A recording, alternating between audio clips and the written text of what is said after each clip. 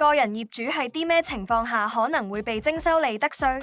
一般而言，個人業主係擁有並出租物業嘅情況下，係需要繳納物業稅，而係以下嘅一啲情況，個人業主可能仲會被徵收利得稅。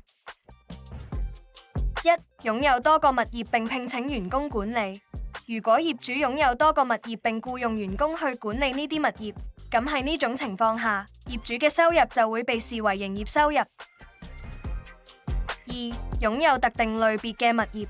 如果業主擁有如餐廳、影院或舞廳等特殊類別嘅物業，其出租收入就可能會被視為營業收入，所以需要繳納利得稅。